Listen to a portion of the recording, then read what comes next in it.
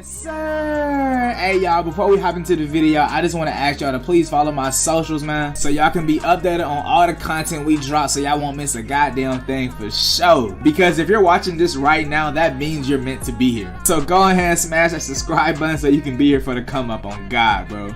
And be sure to check out my music on all platforms. But with all that being said, please enjoy the video. Yeah! Fashion! Yeah! Fashion! Fashion! Yeah! Fashion! Yeah! Fashion! Yeah! Fashion! Yeah! Fashion! What is fire? This is an old ass video too, back in 2015. But y'all ever ask yourself what really is fire? I don't know. I just know fire is fire, man. I ain't gonna lie, bro. In the mid-1800s, Michael Faraday gave a series of Christmas lectures for kids at the Royal Institution in London, and one of his favorite subjects to talk about was fire.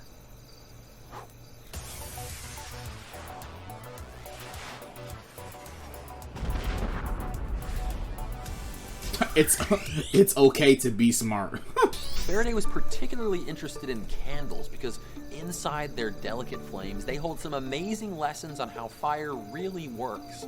Now, you might have seen fire described like this in chemistry class, but a chemical formula doesn't Methane, oxygen, carbon dioxide, and water explain what fire is any more than a recipe explains what chocolate chip cookies taste like. The first thing we notice about a candle flame is all those colors. Hot things glow because of black body radiation, which we talked about in our video about the color of the universe. But down at the bottom of the flame, it's hotter, so it glows blue. And in the middle, it's a little cooler, so it glows yellowish, orangish. Inside of that flame, there can be hundreds of chemical reactions taking place. The oxygen in the air and the carbon and hydrogen in the candle, they don't do anything on their own. It takes a little outside heat to get things started. Solid fuel is vaporized by the heat and ripped into smaller chunks. This is called pyrolysis, and you can't have a flame without it. You can sometimes see a dark cone around the wick where there's no fire. That's where vaporized wax is coming off the candle, but it hasn't started to burn yet. The hydrocarbons and oxygen in the air slam into each other, and their atoms begin to rearrange. Sometimes electrons in those atoms get into an excited state. When they come back down again, they give off light. That's why the bottom of the flame glows blue. Not all the carbon in the candle gets converted to CO2, so leftover carbon atoms come together and form tiny particles of soot, which heat up and glow orange and yellow like the hot coals under a grill. This glowing soot is where most of a candle's light comes from. Eventually, at the tip of the flame, all the soot is burned away, and we're left with only carbon dioxide and water floating off into the air. You can investigate all the different parts of a flame for yourself with just a cold piece of metal. Up here, we find water vapor. In the yellow part of the flame, soot. And down just next to the wick, we can even recover unburned wax. Yo, that shit crazy. You can use a fucking metal spoon and tell different layers of different ways of the fire that's giving off. That's actually crazy. I didn't know that shit. Flames look really cool too. They're almost hypnotic.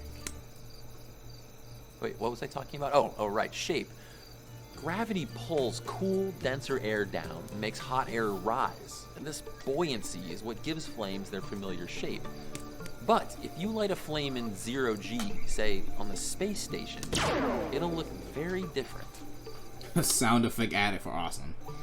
All the chemical and quantum reactions that make a flame glow can only happen where it meets the air. I'm about to say, yeah, there's no air in the space, and a fire is not gonna be able to, like, not outside of the aircraft at least. Quantum reactions that make a flame glow can only happen where it meets the air.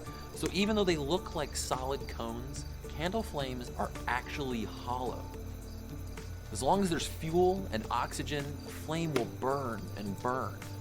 Why? See, it's not the molecular ripping apart that makes a flame hot. It's the formation of new molecules and new bonds is what creates heat.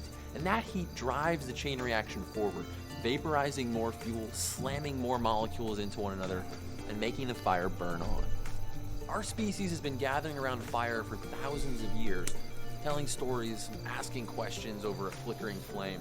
And that's part of what helped make us human in the first place. Stay curious.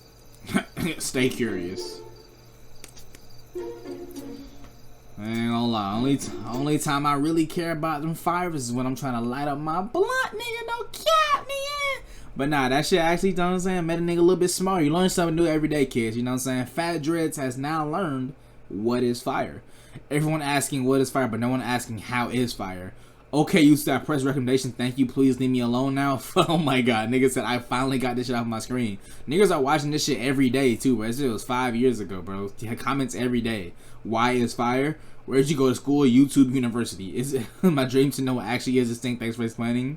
See you all another 10 years when the algorithm brings us back together, bro. These niggas said watch this shit. You have to, bro. It's crazy, bro.